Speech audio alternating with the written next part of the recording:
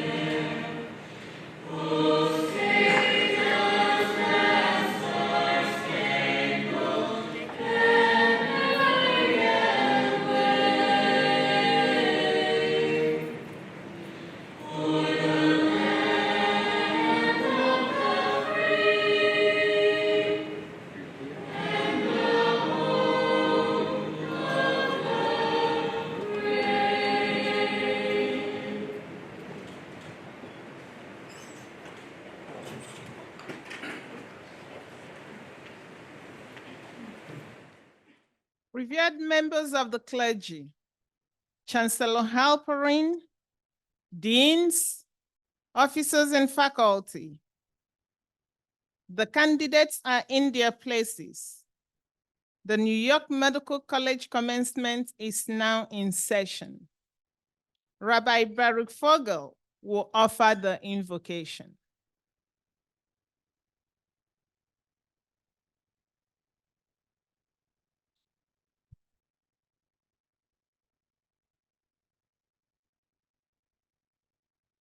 Ribon Kol Olam, Master of the world, bless all those who have assembled here today to celebrate in New York Medical College's Graduate School of Biomedical Science graduation ceremony for the class of 2024. Almighty God, you have placed us in this world and directed us to contribute to it for the betterment of society and the world. As the prophet Isaiah says, "For thus say the Lord, that created the heavens, he is God. He formed the earth and made it. He established it. He created it, not for nothingness." All of our graduates have heard this call and taken upon themselves the task of fulfilling this directive. Armed with their degrees, that they labor diligently for. They are ready to help others, to educate others, to protect others, and to discover cures, and all for the sake of making this world a better place and a healthier place for all.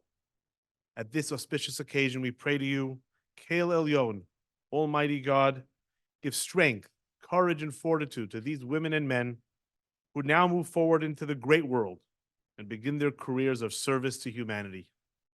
Bless them as they set out as your agents to serve the community in all places where they can make a difference in the lives of others. We also pray to you, dear God, to shower your blessing on all their loved ones, parents, spouses, children, mentors, all those who have offered them support and encouragement, who have sacrificed so much so that these students can persevere and succeed. May your abundant blessing always be showered on those who enter the halls of this institution. Bless the faculty, administration, staff, and all those who work so hard and with such dedication to ensure that this institution thrives and succeeds. New York Medical College and Touro University were created to serve, strengthen, and improve your world, dear God. Your world with its rich diversity and ever-increasing potential for good. We pray that these accomplished students be given the opportunity to actualize that good. Dear God, we pray for your continued divine guidance so that we together can achieve that great potential. Amen.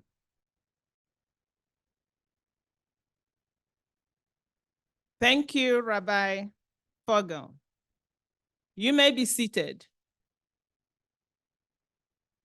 I am pleased to introduce Dr. Edward C. Halperin, Chancellor and CEO of New York Medical College.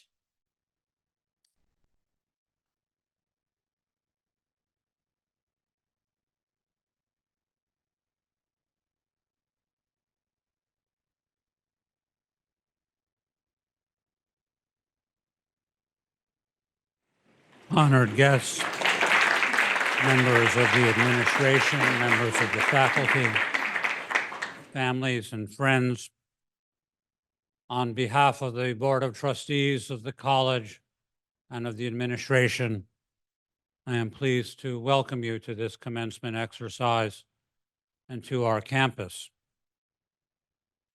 We have spent 6 months planning for this commencement in a magnificent tent in the middle of our beautiful campus. And then came the weather. There is an expression in English, you can't argue with Mother Nature. We have a more piquant expression in Yiddish, which in English translates, man makes plans and God laughs. We find ourselves indoors. Some of you may not have been to our campus before. You are finding yourself this afternoon on the 18th century homestead of Captain Thaddeus Avery of George Washington's colonial army. Avery, a paymaster in the Revolutionary Forces, lived in the White House that you will see when you leave this auditorium to your left. He was captured in that house by Hessian mercenaries of the British Army and tortured along with his wife before he was rescued as a result of the screams of a child, and the local militia responded. When you look directly outside from the lobby after commencement, you're going to be looking at a brick building with a rising sun on its pediment. That is the Sunshine Cottage, located on Sunshine Cottage Road. It was built in the 1930s as a pediatric tuberculosis and polio hospital. And when you typed in our address in your GPS to get here, if you thought, what a funny name, Sunshine Cottage Road, the only therapy for polio and tuberculosis was fresh air, sunshine, good nutrition, and gardening. That's where the name of the street and of the building came from. Welcome to our campus. To the graduates, you have each demonstrated a remarkable aptitude which will travel with you through your journey in science, your academic achievements, your dedication, your desire to make the world a better place may bring you to faraway places. It is our hope that you will remain close in heart and in spirit with us here at New York Medical College. On behalf of all of us at New York Medical College and Touro University, we wish you all the best for a lifetime of success, health, and happiness. I can assure you from my personal experience that many of life's dreams seem impossible, and then they convert to improbable. And often, if we summon the will, we can make them inevitable. Congratulations.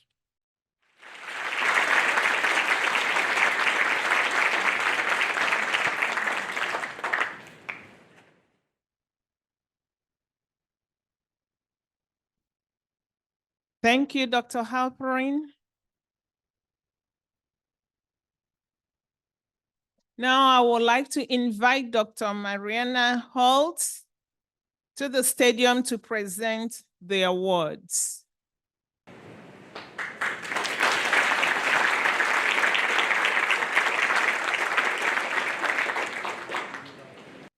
Good afternoon, graduates. Good afternoon, graduates. Hello, families. I'm so happy to see you here today. This is such a fantastic afternoon despite the weather we had this morning. I am so grateful for this opportunity to celebrate all of our graduates at the Graduate School of Biomedical Sciences and to honor our award recipients.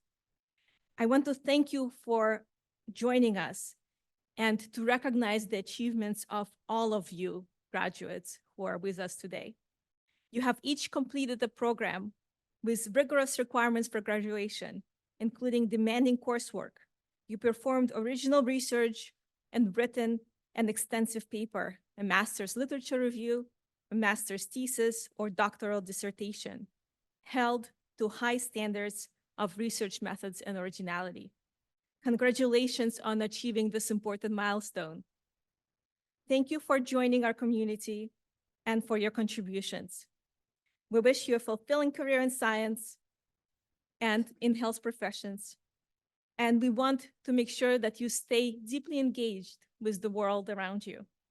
It is now my great pleasure to present the Graduate School of Biomedical Sciences Commencement Awards to a group of our outstanding graduates.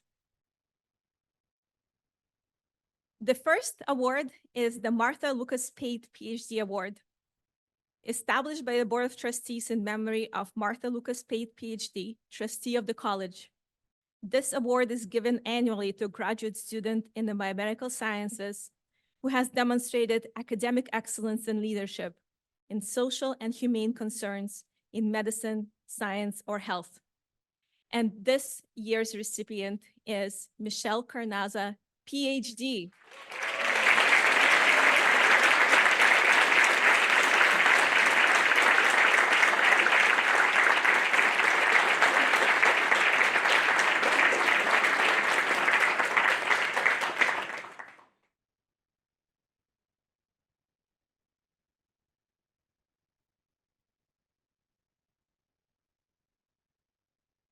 The second award that I would like to present is the Graduate School of Biomedical Sciences Graduate Faculty Council Awards to PhD degree recipients. The Graduate Faculty Council Award is presented annually to graduates who have a high record of academic achievement and have best demonstrated noteworthy creativity and scholarship in biomedical research. This year, we have two recipients. The first one is Tara Jarbo, PhD.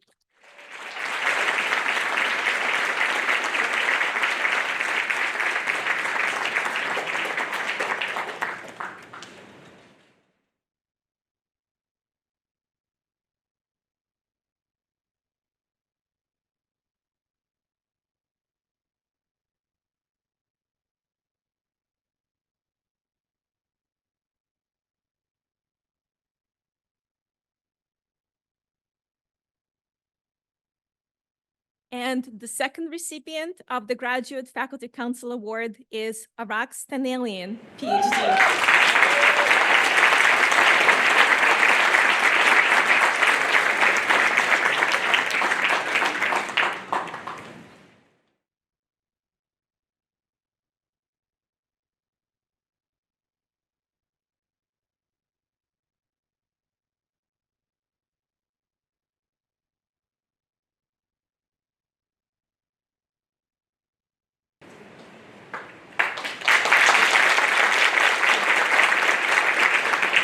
Our next award is the Graduate School of Biomedical Sciences Graduate Faculty Council Award for an MD PhD degree recipient. This award is presented annually to a graduate who have demonstrated a record of high academic achievement and have best demonstrated noteworthy creativity and scholarship in biomedical research.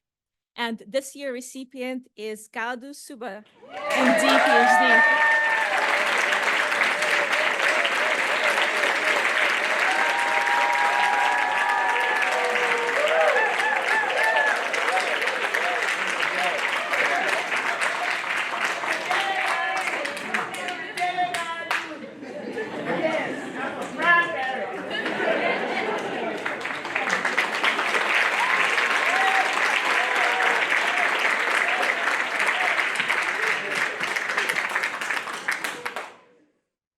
The next award I would like to present is the Bart O'Connell Excellence in Cancer Research Award. This award is presented to a PhD graduate who has shown exemplary skill in cancer research and who has expressed future interest in pursuing a career in this field. And this year's recipient is Michelle Carnaza, PhD.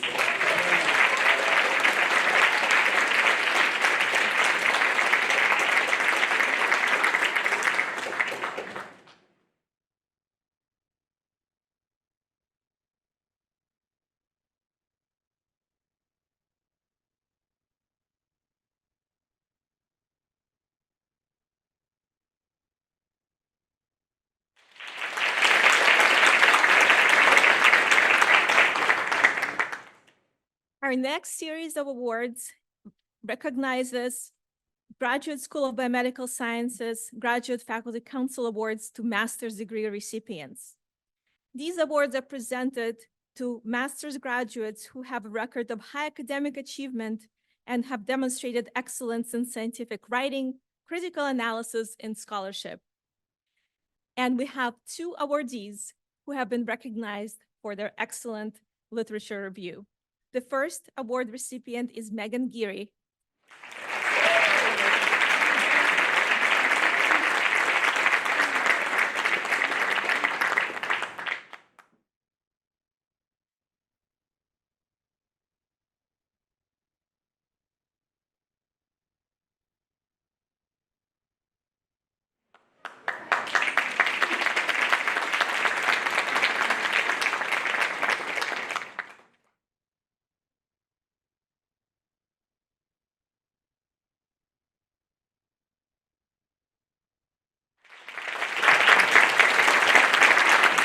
And the next recipient of the Graduate Faculty Council Award is Alexis Levine.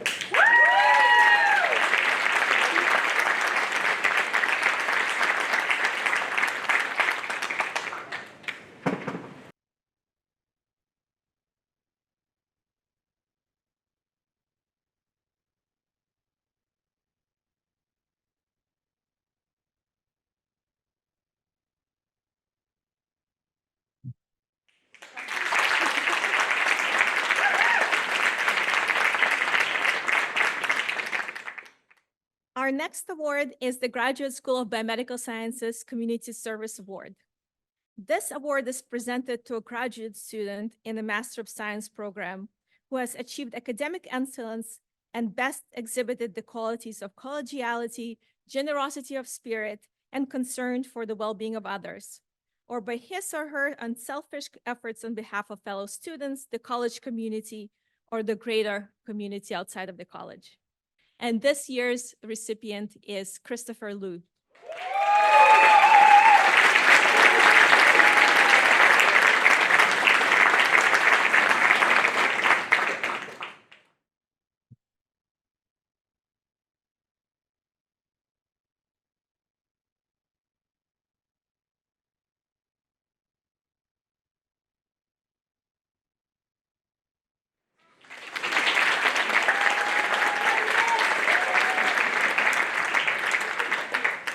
And one last person I would like to acknowledge is Dr. Edward Messina, who's here with us.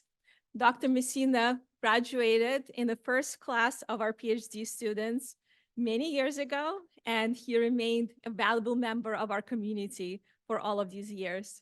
Dr. Messina?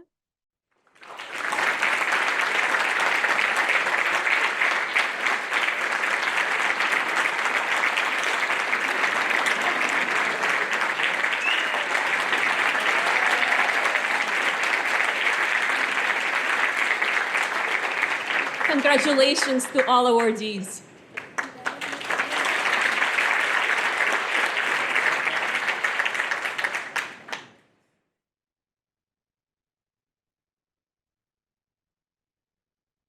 We welcome to the podium Tara Jabo, candidate for the degree Doctor of Philosophy, Biomedical Sciences, who will give the student address.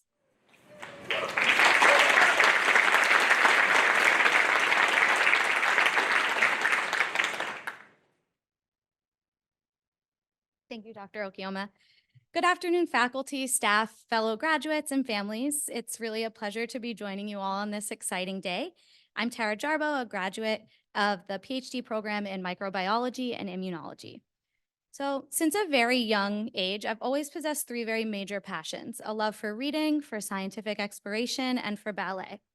I continued to pursue all of these in somewhat equal measure as a child and a teenager, and finally a young adult when I majored in biochemistry at Wake Forest University and double minored in both biology and dance.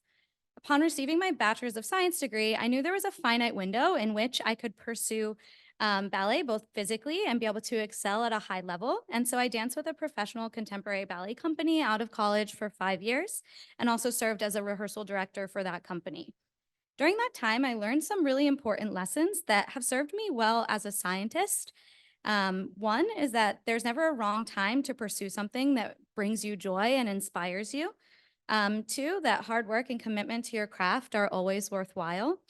Three, through some cross-curricular STEM and dance teaching that I was able to do at local schools, that the way your brain needs to work creatively in dance is very similar to how it needs to work to come up with solutions to scientific questions and research as well.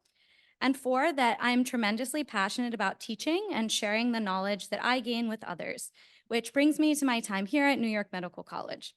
Having been out of undergrad for about 5 years, I was a little nervous to be restarting such a rigorous academic program. My journey at New York Medical College began in the master's program here, and what drew me to this program over all the others I was applying to was the diversity of the classes that were offered. Having already majored in biochemistry in college and having taken a plethora of other chemistry and biology and physics classes previously, the unique offerings at New York Medical College, like tumor immunology and current topics in microbiology and immunology, were what really attracted me to the program. Then on the first day of orientation, I met Dr. Raj Tiwari, who would later become my mentor. And I could tell by his guidance, even on that first day, that I found an institution that was very supportive, collaborative, and excited to watch its students blossom. So very early into my time in the master's program, I found that I could not learn enough about immunology. And this put context behind my already existing desire to participate in cancer research in some form. In many discussions with the amazing faculty of the microbiology and immunology department, and particularly with Dr. Tiwari, I realized that continuing into the PhD program was the only logical next step for me. Upon entering the PhD program here in 2019, my passion for science and research only continued to expand.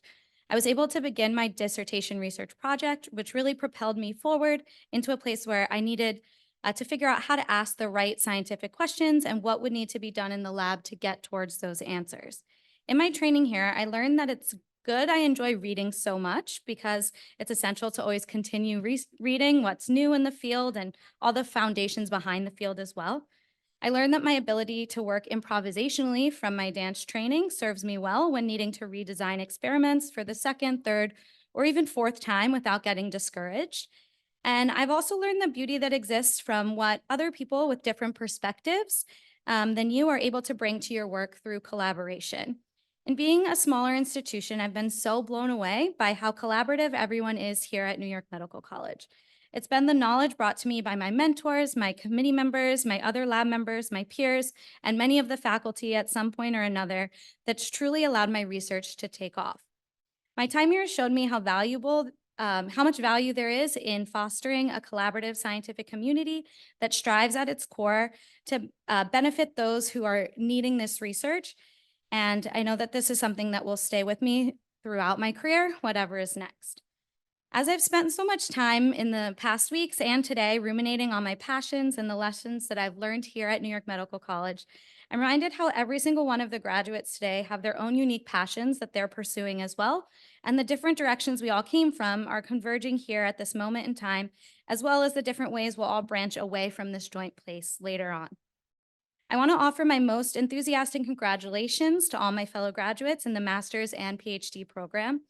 Congratulations on this major milestone for all of us, and my most heartfelt wishes for you to continue ahead on whatever path keeps your passion for science alive. I hope that, like me, you've begun to figure out in your time here what drives you and motivates you within the career path, both for your research itself and beyond the research as well. Whether that's a passion for teaching and communicating science to students, to people within our scientific community, and very importantly, to people who want to understand what we do but don't quite have that background or the chance to study it, for something else like scientific drawing, figure making, medicine, foundation work, scientific writing, advocacy on scientific policy, and beyond. I implore you to always continue striving to make the changes that you feel would be valuable within the biomedical research community and our greater world. You all have probably tons of other ways, both large and small, that you're doing this already, but if you haven't found what that thing is for you yet, I hope that you seek it out. I would be remiss not to thank the people who've supported me so much on this journey. My first and most sincere gratitude goes to Dr. Raj Tiwari, who served as my mentor, both through the master's and doctoral studies here. Sorry. He's really the definition of what a mentor should be. And his support empowered me to grow as a scientist and a teacher and a human being. I feel so much more prepared to forge ahead in everything that I need to do next as an independent researcher because of the background that he gave me. Similarly, the mentorship of Dr. Jan Galipter and Shuman Lee has been unparalleled. Dr. Galipter, your tremendous love for science and life deeply inspires me to always put the most into my work. And Dr. Shuman Lee, your knowledge and kindness allowed my dissertation research to really become what it was. I also want to offer gratitude to my committee member, Dr. Julie DiMartino, for her expertise, and the entire faculty of the Department of Pathology, Microbiology, and Immunology for their teaching both in the classroom and beyond it. And I also need to thank Dr. Marina Holtz, former Dean Marina Holtz, former Dean Francis Bellany, and Assistant Dean Dr. Tatiana Chairs, whose knowledge and support throughout the years cannot go without recognition. And importantly, as I mentioned, how collaboration is at the heart of everything that happens at this institution, both in the lab and in the offices. I want to thank everyone in the graduate school office. They're so kind, the pathology, microbiology, and immunology office, the faculty of the graduate school, and my fellow lab members and other PhD students in the program who have really become both my collaborators and my best friends. Lastly, I need to thank my wonderful supportive family who got me here, my husband, parents, siblings, in-laws, grandparents, cousins, nieces, and nephews, and friends who have loved me, encouraged me, and brought me so much joy throughout these 5 years. So I'll wrap it up by saying another congratulations to everyone who is sharing in this day together. Despite how it might have felt at some points along this journey, we've made it.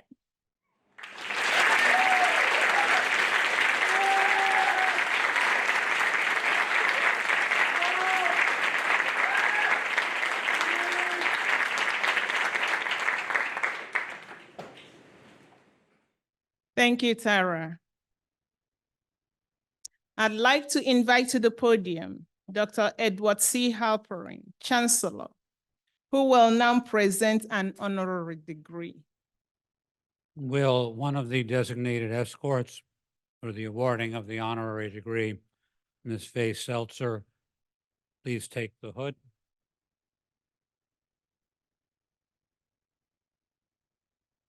Will Ms. Seltzer and Professor Patrick Stanton escort the honorary degree recipient to the podium, please.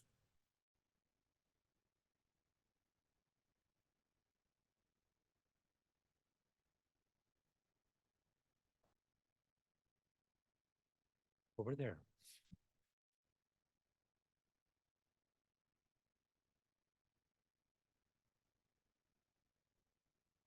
As I read the citation, will the escorts please place the hood? Jerry L. Nadler, MD, MACP, FAHA, FACE, is an internationally recognized diabetes innovator and former dean of the New York Medical College School of Medicine. Dr. Nadler's illustrious tenure at New York Medical College epitomized visionary leadership and unwavering commitment. His transformative stewardship propelled the institution to new heights, fostering a culture of excellence and innovation. As dean, Dr. Nadler nurtured the growth of future healthcare leaders through mentorship and innovative programs. Under his leadership, the School of Medicine strengthened its academics by introducing a completely redesigned MD curriculum, markedly increased medical student research, and grew both the graduate medical education and continuing medical education programs.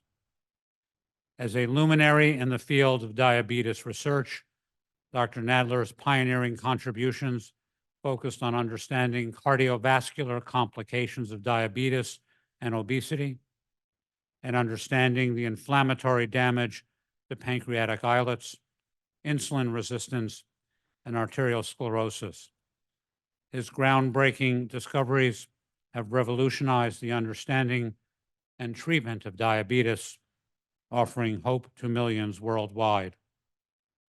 Beyond his remarkable scientific achievements, Dr. Nadler's impact is evidenced by his esteemed presence at prestigious national and international conferences.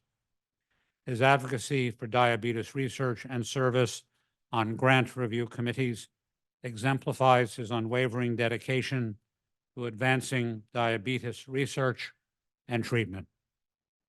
In recognition of his unparalleled dedication to advancing medical knowledge and inspiring future generations of healthcare leaders, upon the recommendation of the Dean of the Graduate School and the Chancellor and Chief Executive Officer, the Board of Trustees of New York Medical College unanimously bestows upon Jerry L. Nadler the degree Doctor of Science honoris causa.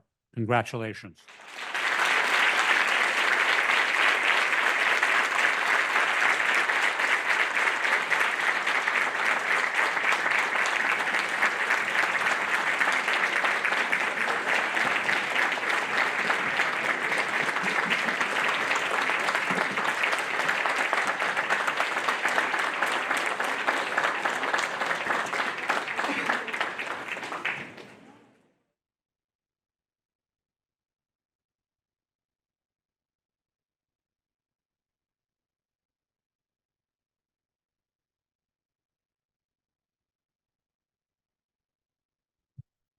Will Dr. Nadler's sons please come down to have your picture taken with your father?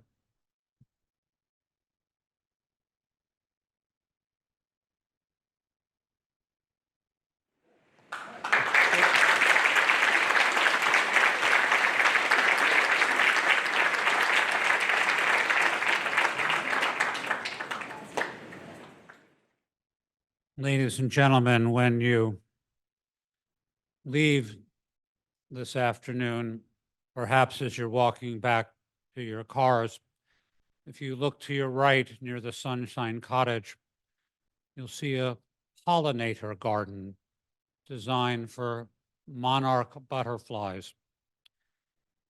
It is called Marianne's Garden. It is in memory of Marianne Latona Nadler, Dr. Nadler's late wife. She was a great friend of this college, is dearly missed, and may her memory be for a blessing. Thank you.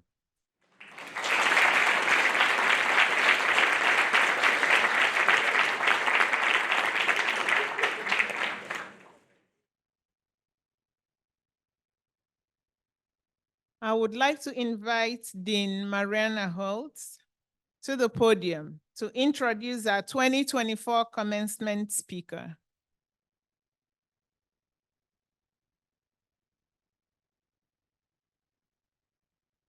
Dr. Brooke Grindlinger is a microbiologist by training and is the Chief Scientific Officer of the New York Academy of Sciences, one of the oldest scientific organizations in the United States.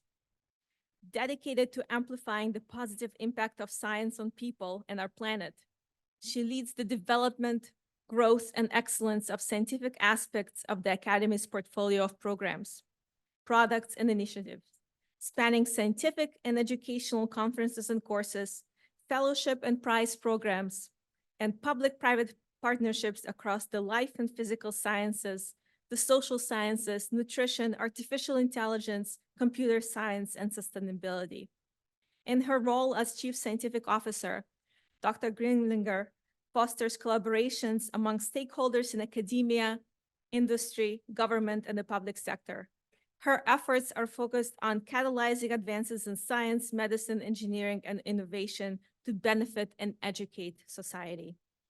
Before joining the Academy in 2010, Dr. Grindlinger served for 8 years as science editor of the Journal of Clinical Investigation, a premier venue for discoveries in basic and clinical biomedical research that advanced the practice of medicine.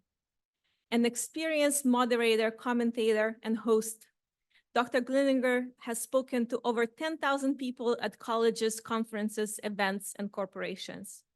She has appeared as an expert speaker at the United Nations and the National Institutes of Health. Her writing has been featured in outlets including the Washington Post, the International Business Times, the Chronicle of Philanthropy, and the Journal of Clinical Investigation. Dr. Grindlinger and her husband founded the Glenn and Brooke Grindlinger International Experience Award in 2013, which provides scholarships for students at Cornell University to study abroad in her native Australia. In 2021, she was named by Crain's New York Business as most notable in nonprofits and philanthropy for her work during the COVID-19 pandemic. She received her Bachelor's of Science, First Class Honors, and PhD in microbiology from the University of Sydney, where she was the recipient of an Australian Postgraduate Award. I am pleased to present our commencement speaker, Dr. Brooke Grindlinger.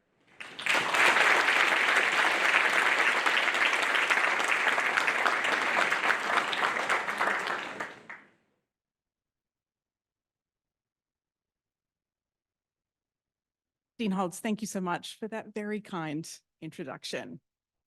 And of course, many thanks to President Kadish, Chancellor Halperin, and the Dean's Faculty Administration and Trustees of New York Medical College. Above all, hello, class of 2024. Let's hear it.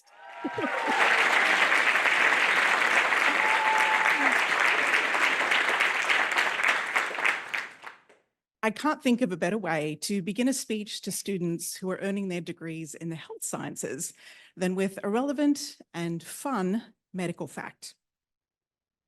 Exactly a century ago, in 1924, Johnson & Johnson began mass producing Band-Aids. Where would we be without Band-Aids? We've all unwrapped our fair share of them. But if those little 3-inch adhesive strips with the cotton gauze pads were enough to heal the world, we could all go home. Instead, we desperately need each and every one of you. So I will continue.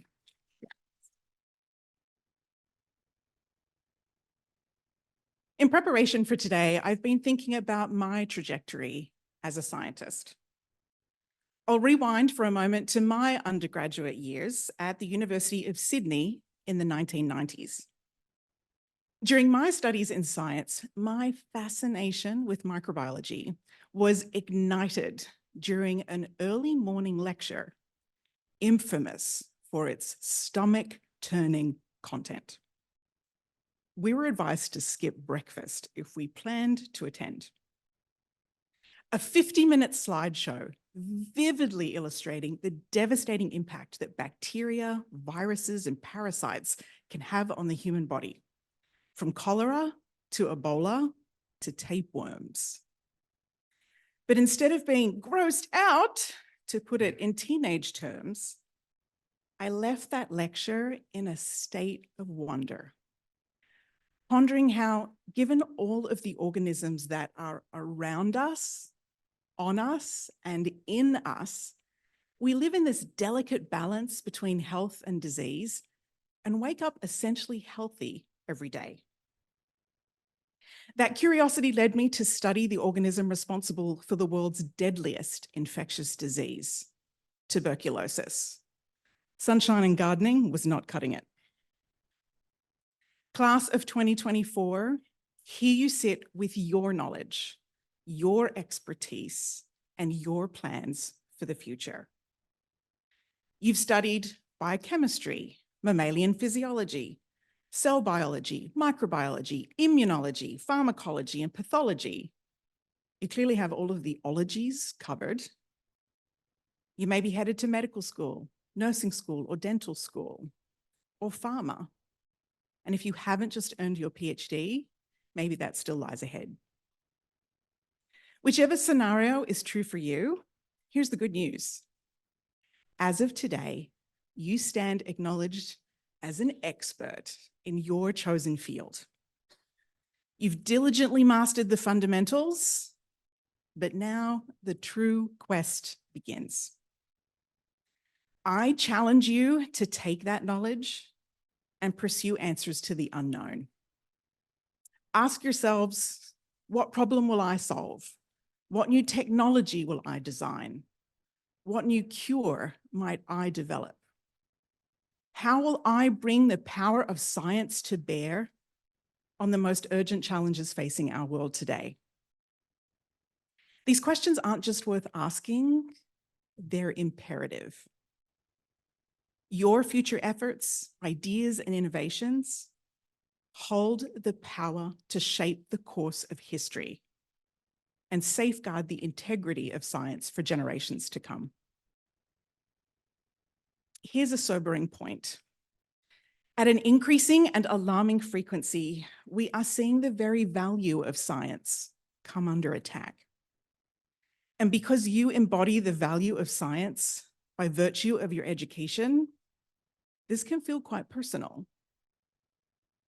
These assaults on science typically emerge when scientific discoveries challenge deeply ingrained human values, clash with religious beliefs, or intersect with political or corporate agendas, or expose ethical quandaries that science alone cannot resolve. These conflicts are increasingly visible, igniting fiery debates, contentious campaigns, and prolonged legal battles in our midst. Consider the proliferation of misinformation and conspiracy theories surrounding COVID-19 vaccines, and the interference with public health agencies, particularly evident during the height of the pandemic, as data manipulation and suppression of the CDC's public health guidance. Think also of attacks on environmental regulations, exemplified by the withdrawal from the Paris Agreement on climate change mitigation. The ethical debates surrounding the use of human embryos in stem cell research. Political influence from the fossil fuel industry aimed at preventing regulations that would mitigate the impacts of climate change. And the tobacco industry suppressing research to conceal the link between smoking and cancer. Reflecting on these examples, the enormity of the challenges confronting science become palpable. It's not merely draining to absorb, it's a sobering reminder of the complex landscape within which science operates. Yet there is another layer to this complexity. Consider the peril posed to science education, evidenced by legislation aimed at stifling the teaching of fundamental concepts like climate science and evolution. Then there are the attempts to discredit the work of scientific experts through harassment and intimidation. Perhaps most disconcertingly, consider the rampant spread of pseudoscientific beliefs and practices, from conspiracy theories linking 5G cell phone towers to COVID-19 outbreaks, to the rush to use early scientific findings to sell unproven products that claim to reverse aging. As unfortunate as this may be, underlying factors drive this phenomenon. Scientific concepts can be difficult to decipher, fostering a pervasive fear of science itself. And that fear is often compounded by confusion, mistrust, and the proliferation of disinformation. A vast media landscape frequently sensationalizes and politicizes scientific news, further muddying the waters. And regrettably, there exists a public perception we, as scientists, are an aloof, elitist cohort deemed inaccessible and untrustworthy. Can you imagine? But I'm not here to discourage you. Quite the opposite. I am rooting for you and for science to prevail. So let me suggest some concrete action plans.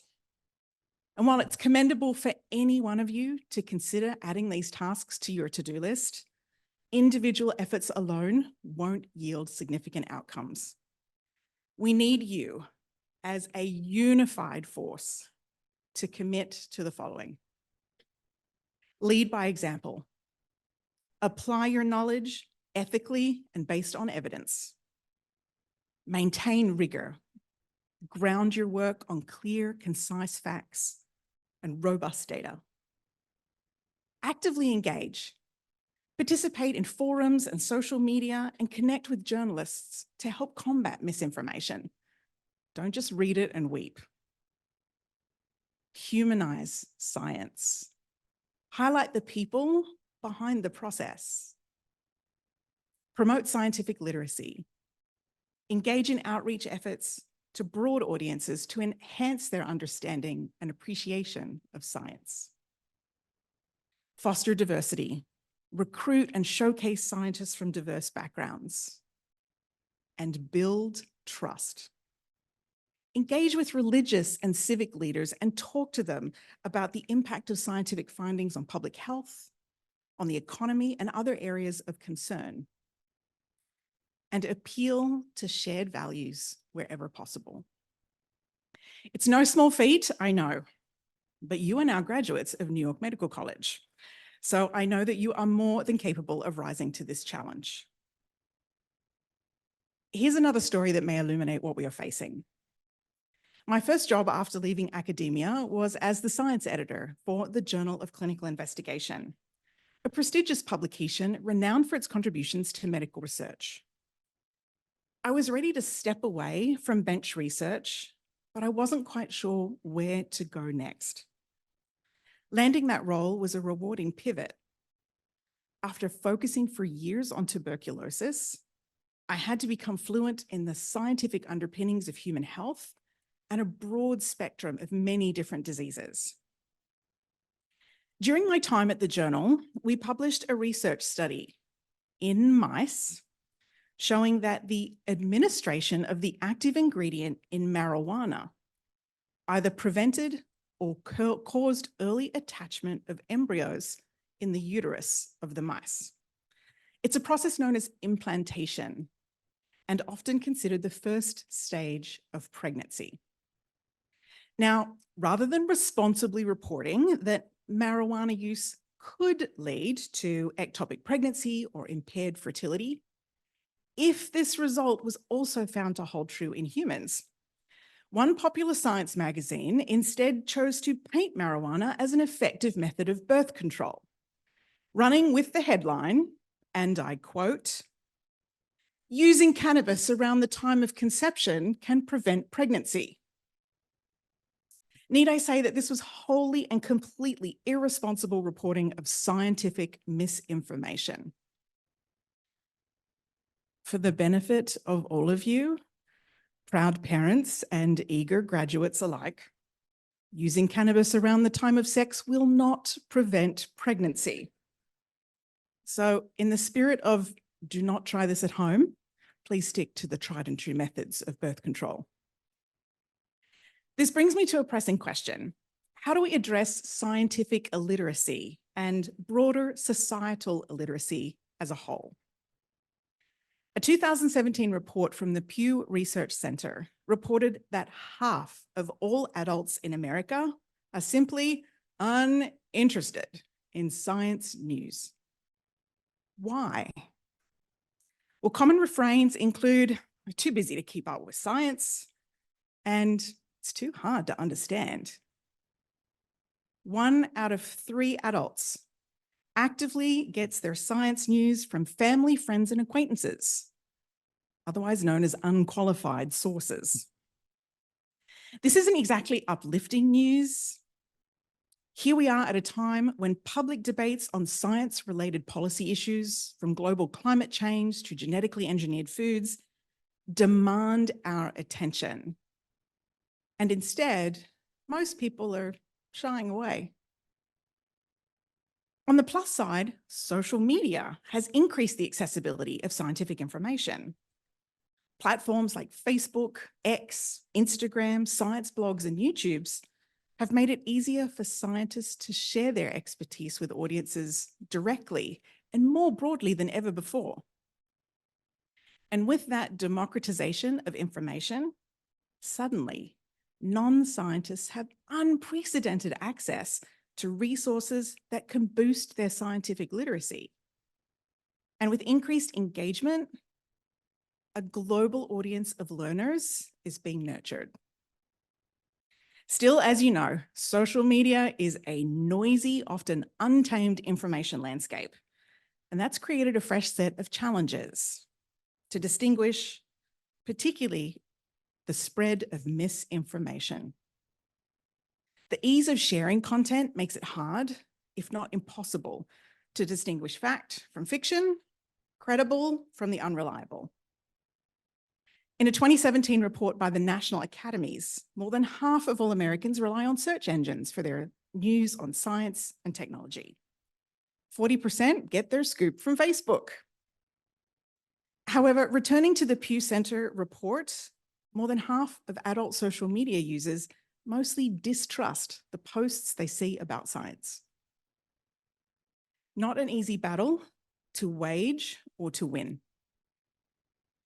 As the famous astronomer and science communicator Carl Sagan often said, most people have not been taught how to distinguish real science from the cheap imitation. So back to you, class of 2024. I'm hoping that you can help us get science on the attack rather than under attack. First, can you imagine if the word count that's devoted to celebrity breakups was instead used to highlight new treatments for disease or innovative technologies or the latest scientific breakthroughs? What if we could help others distinguish the real thing from the cheap imitation? Well, we can. We can emphasize real-world impact with tangible examples of how science benefits society. For example, the concept of an mRNA vaccine, the type created to successfully protect against COVID, was first developed in the early 1990s. And without that research, we wouldn't have been able to protect billions of people from dying of COVID over the past 4 years. This brings me to another critical point. We must set the expectation that investment in science is a long game. That's tricky when social media exists on the premise of second-by-second updates. Second by second might work for a news flash, but real science takes time. And be clear that the body of scientific evidence is continually evolving. Scientists are repeatedly re-examining prior conclusions as new evidence comes in. We can tell compelling stories that make abstract scientific concepts relatable. Instead of focusing on the engineering of a robotic exosuit, tell Mario's story, a stroke victim who can now walk better with the aid of this wearable device. It's also crucial to share potential limitations and caveats alongside solid results in new scientific research. Journalists and PR professionals should report those limitations rather than skipping over them in their reporting. And continuing with the public awareness theme, let's recognize campaigns that elevate consciousness about important scientific endeavors. Take, for instance, the space race between the US and the Soviet Union in the 1960s, a highly publicized event that ignited our collective imagination and spurred crucial government investment. Not exactly a spoiler alert, but the US emerged victorious when Neil Armstrong set foot on the moon in 1969. In the 1990s, the groundbreaking Human Genome Project mapped and sequenced human DNA.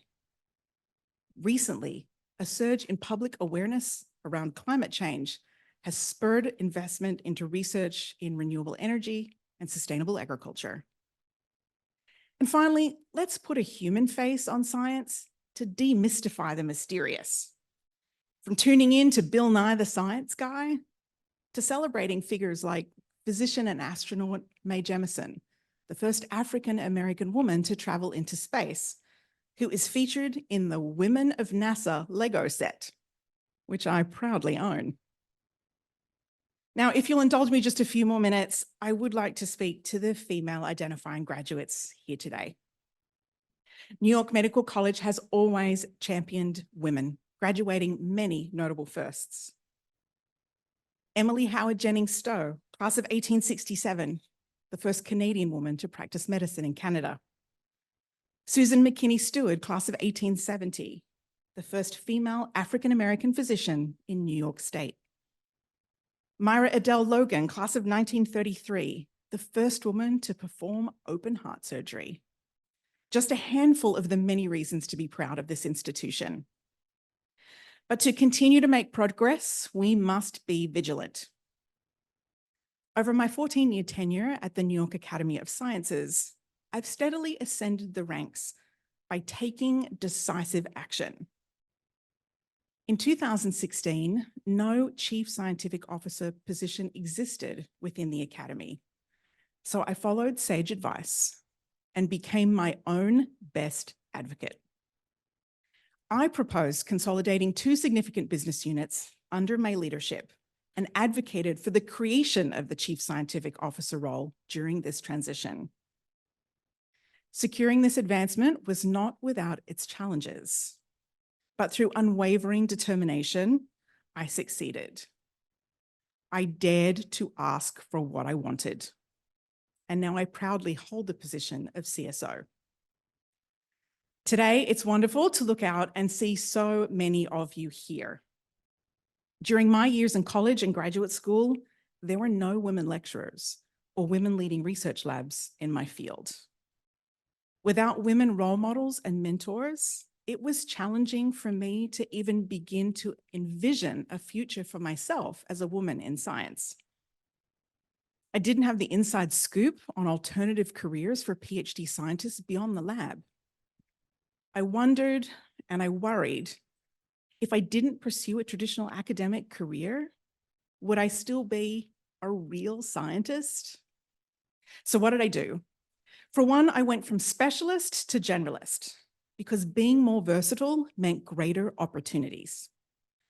As I mentioned at the start, I joined the editorial board of the Journal of Clinical Investigation after relocating from Australia to New York City. I had to shift, and fast, from niche scientist to facile expert on a much broader range of topics. It proved to be a remarkable opportunity to expand my knowledge and cultivate a global network of scientists. And that role in science communications marked my first encounter with a supportive ecosystem of female scientific advisors, collaborators, and colleagues. And many of them remain in my orbit today. As a science editor for a medical journal, I frequented the New York Academy of Sciences, the very place that I'd find myself landing in 2010. And this marked another significant career pivot, my first foray into nonprofit business administration, a world apart from my expertise as a microbiologist. It's been an extraordinary path and one that continues to evolve, though in no way what I envisioned for myself when I sat in the same seat that you occupy now. All this to say, don't let trivial matters distract you. There is important work ahead. Gender bias exists, it persists and confounds. But as women leaders in the STEM industry, our mandate is crystal clear: to make meaningful contributions, assert our presence, amplify our voices, and relentlessly dismantle any barriers that may hinder the next generation of young women and girls that will follow in our footsteps. Your unique experiences and viewpoints are unmatched. So embrace boldness in your ideas, cultivate a strong viewpoint, seize control of your professional journey, and fearlessly stand out. And remember, I'm here if you need any assistance along the way. Today, every one of you is standing at the point of origin of the arc of your scientific career. And every moment from here on is a chance to shine, whether through groundbreaking research, compassionate clinical care, mentorship of the next generation, advocacy for evidence-based policies, collaboration with diverse teams to tackle global challenges, or the education of others about the wonders of science that we know and love. No pressure, but the world needs you. And I'm here to tell you that you are prepared, because with a nod to Carl Sagan, you are the real thing. No cheap imitations here. One final fact. Remember the Band-Aids? Well, around the same time, a century ago in 1924, Kleenex made its debut to the public.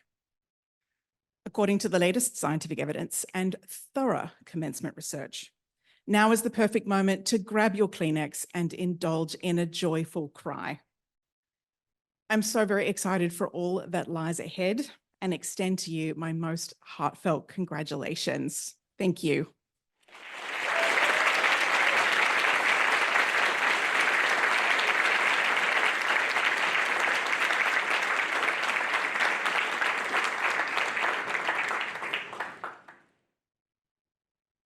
Thank you, Dr. Greinlinger.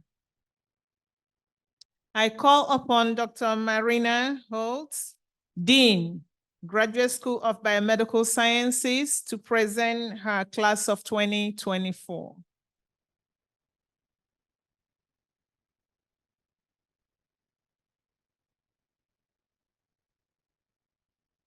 Hello, graduates. This is the moment you've been waiting for. Candidates for degrees in the Graduate School of Biomedical Sciences, please rise.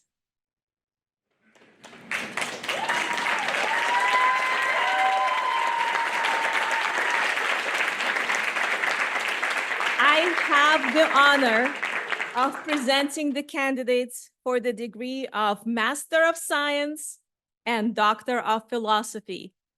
Please remain standing as I invite Dr. Halpern back to the podium to confer the degrees.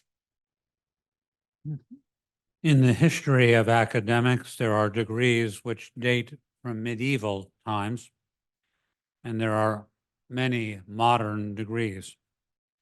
In today's ceremony, we shall award 2, and in Tuesday's ceremony for the School of Medicine, we awarded 1 of these most ancient degrees. Indeed, it is the tradition at some universities to intone for the graduates receiving the Doctor of Philosophy degree that it is, quote, the most ancient and honored of degrees, close quote. Upon the recommendation of the faculty of the Graduate School of Biomedical Sciences, and by virtue of the authority vested in me by the Board of Trustees of New York Medical College, and by the Board of Regents of the University of the State of New York, I confer upon the class of 2024 the degrees of Master of Science and the degree of Doctor of Philosophy, with all of the rights, privileges, obligations, and immunities appertaining thereto. Congratulations, you may be seated.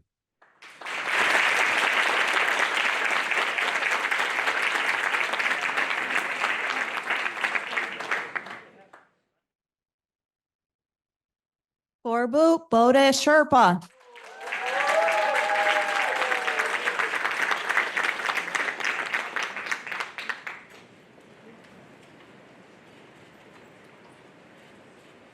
Aliyah Brown.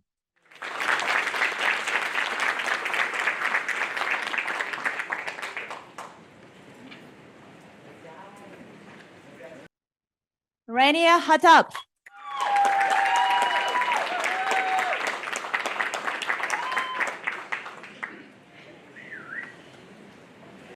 Brianne Lambertson.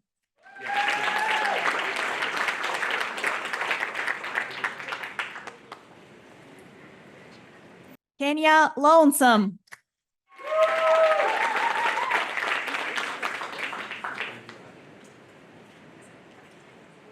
Nicolina DiVerde.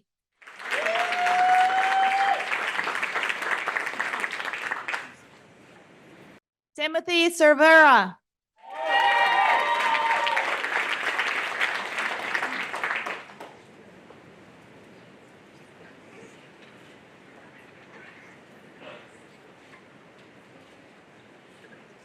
Megan Geary.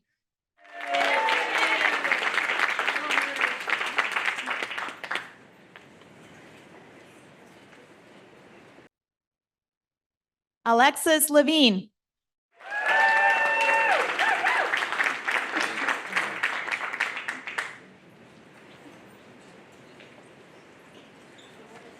Christopher Liu.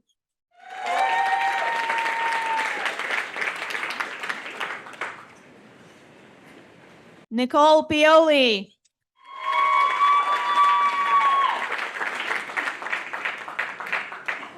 Gabriela Rodriguez.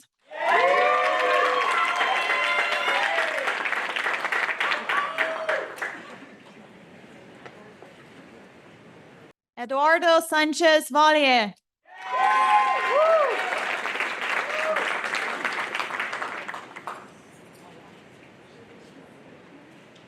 Farah Savaked.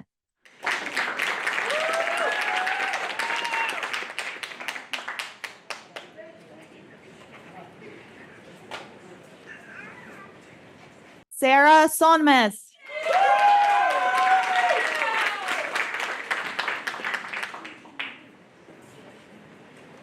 Tiffany Wanyoki.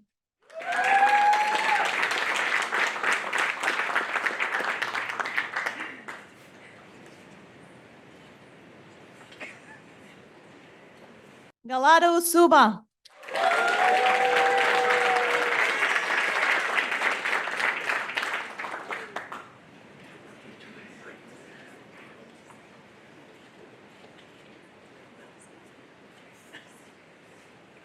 Michelle Carnaza.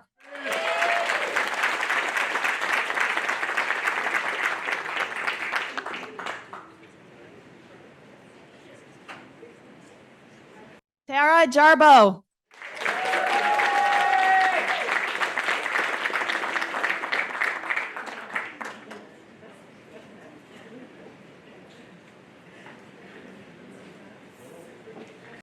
Oslem Sahin.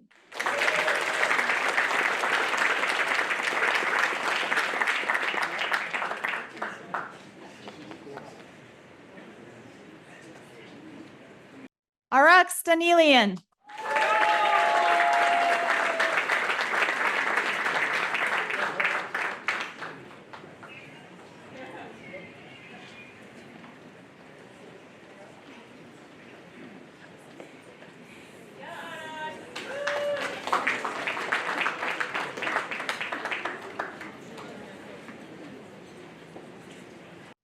Congratulations, graduates.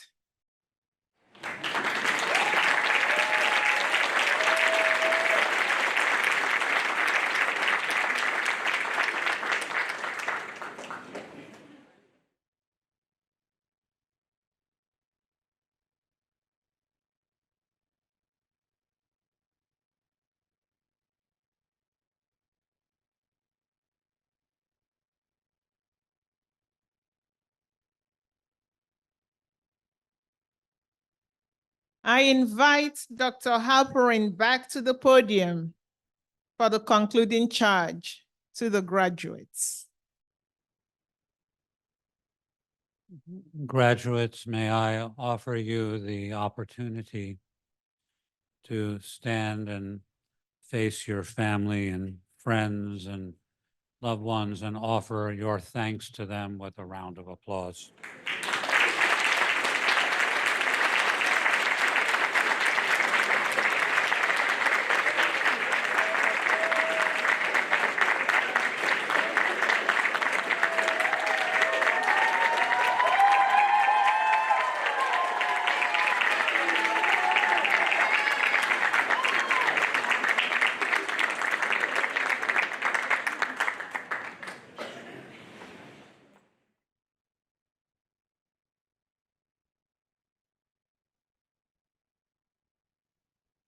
Congratulations to Professor Okiyama on your rookie year as Grand Marshal. Congratulations.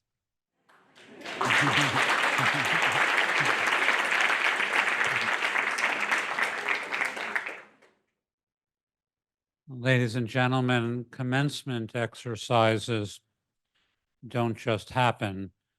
It takes a very long time of planning and preparation for commencement. You have seen some of the people who have made it happen, but not others. I want to recognize Eileen Romero and her team from the registrar's office for making all those diplomas magically appear on time and in order.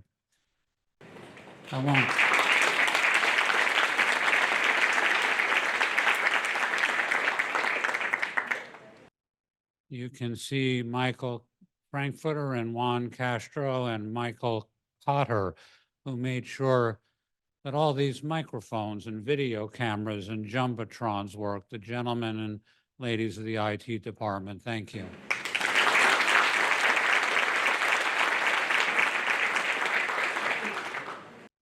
You are ringed by officers of the Department of Public Safety that you can see, and I can assure you there are others here that you can't see, and thank you, ladies and gentlemen, for keeping us safe today. I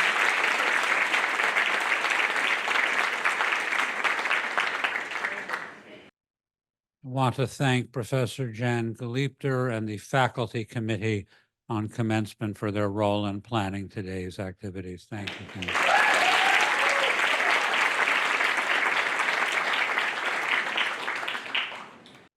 And somewhere bustling in or outside this auditorium with a walkie-talkie on her hip is the Chief of Staff of New York Medical College, Vilma Bordenaro, who makes it all happen. You may have all read or been taught in Sunday school that it took God 6 days to create the heavens and the earth, and on the seventh day he rested. I can assure you that if God had Vilma Bordenaro as Chief of Staff, it would have been done under budget and in 5 days.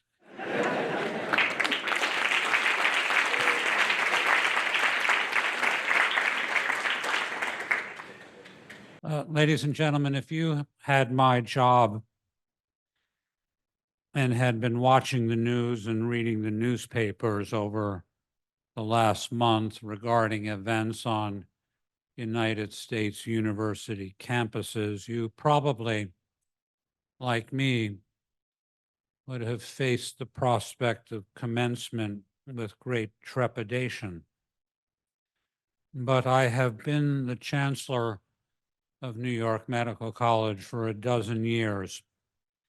And I made up my mind that in the United States, there still were groups of decent, civil adults who knew how to convene to honor academic achievement at a graduation ceremony. I believed that there was a university that could model to American higher education how to conduct a dignified and organized graduation. And young scientists, you just graduated from that university.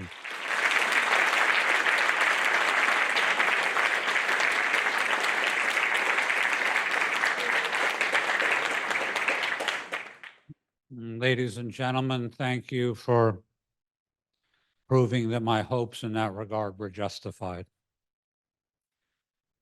This college was founded in 1860. It is therefore a 164-year-old community of scholars that exists for the generation and conservation and dissemination of knowledge about the causes, prevention, and treatment of human disease and disability. This college has changed with the times while remaining true to its core values that were set forth for us by our founder, William Cullen Bryant. We know where he stood in the 1850s. Free all slaves and give the formerly enslaved full voting rights. Oppose what he perceived as the enslavement wrought socially, medically, and economically by alcoholism. Give women the vote. Allow workers to form trade unions, collectively bargain with management, and if necessary, strike. When he established this college, it was in his time, and it remains in our time, a bastion against bigotry in health and biomedical science, education, and healthcare, and a defender of respect for all. There is behind the 42nd Street Library in Manhattan a park named in honor of our founder, Bryant Park, where you will find a large statue of him. A person with a job like mine and giving a charge to the graduates like those before me would generally now find it easiest to slip into a mixture of high-sounding prose couched with the gentle reminder that once you are alumni, get out the checkbooks and make donations to alma mater. But I'm a school teacher. This is my last chance for this class to be a school teacher. And there's a very serious matter I want to close with today. I got very ill last October and lost a good deal of my balance. Comes in waves, came again this morning at 9:30, which is why you may have noticed me holding on to this podium or onto the wall when I walked in here. It doesn't give you any warning. And then in February, I had a heart attack. I have two family members with chronic diseases, one with ulcerative colitis and one with multiple sclerosis. I've learned a great deal about medicine, science, and healthcare recently, both by being a patient and a longstanding family member of patients. I've learned that in some areas, enormous progress has been made in biomedical science and clinical care in my lifetime. When I was a medical student, a heart attack patient like me would have well been dead. If I had survived, I would have been confined to the hospital for 2 weeks at bed rest. There were no mechanical devices to open obstructed blood vessels. The medications available then were a shadow of what they are now. In contrast, less than 48 hours after the fire department and the EMT carried me foot first into the emergency room, I walked out of the hospital. I walked out of the hospital. Status post 2 cardiac catheterizations and a cardiac ultrasound in between. But I have learned that in other areas, there has been no real progress made. I discern enormous gaps in biomedical knowledge. In my now very personal experience, the management of balance disorders is no better than when I was a medical student. We give it more names than we used to, but we don't know how to treat it. And I have certainly experienced a growing gap in medical care for the long-term consequences of immunosuppressive therapy for autoimmune diseases like multiple sclerosis, lupus, the arthritides. There is clearly also a growing gap between medical technology and healthcare providers demonstrating a modicum of concern or empathy. For those of you today who are going to be biomedical scientists, the best way to predict the future of biomedical science is invent it yourself. It is your job, your unique job, to make biomedical science and its deliverables better for our grandchildren than it is for us. You must work very hard. The world is counting on you for the generation of new knowledge. For those of you graduating today who will be clinical laboratory professionals, don't make the mistake and be tricked by your eyes. When you look at every specimen delivered to your lab for analysis, remember, those are not glass tubes and they are not biopsy specimens. They are people. Every one of those tubes is a person who is hanging by the telephone or refreshing their computer for the medical records to see what the test shows. You think it's aggravating to wait for a train at Penn Station? Try waiting for 5 days to see what the biopsy or the blood test show. Work like people's lives depend on it. Laboratory professionals, they do. For those of you graduating today whose aspirations are to attend medical or dental or podiatry or veterinary schools, when you get there, you remember, all patients are perishable. Yes, deliver technology, but slow down. If it's a human patient, talk to them. If it's an animal patient, talk to them and develop rapport. And remember, the word clinical is Greek. It is the same etymologic root as incline or decline or recline. It is a place where someone lies down and a place where someone in a white coat in a position of power stands over them. But there is a cycle of life. And you will close your eyes and you will open your eyes. And you will be me. You won't be standing up with a white coat over someone. You'll be lying down. And a young person with a white coat will be standing over you. So if you're going into clinical care, you treat your patients as you would wish to be treated. And remember that the secret of caring for the patient is to care for the patient.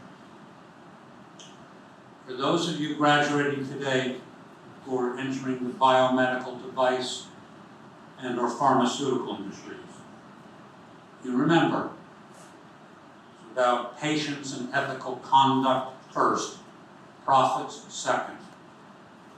And don't ever let anybody tell you that a synonym for a quality device or drug is billable. It's not. Bring us products that will make tomorrow better than today. Dear graduates, this faculty has sought ardently to educate. You have sought ardently to learn. We have arrived at this day together in partnership. We are proud of what we have jointly achieved.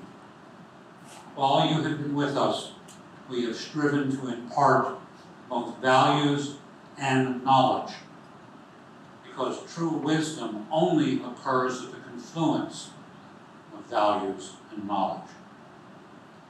We send you forth well prepared for the challenges posed by your respective disciplines.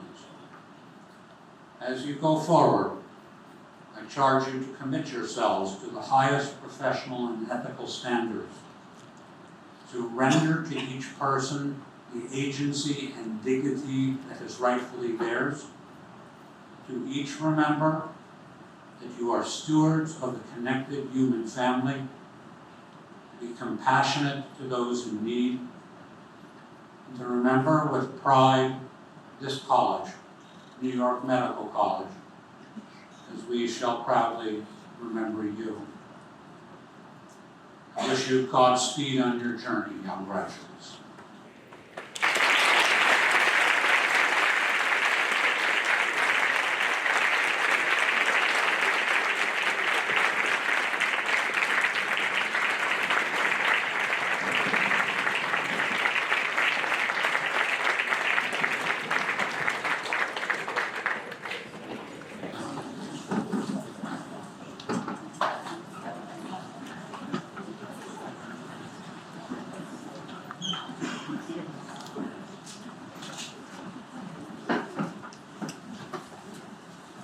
Dear members of the clergy, Chancellor Halperin, deans, faculty, distinguished guests, graduates, parents, and friends, the 165th commencement of New York Medical College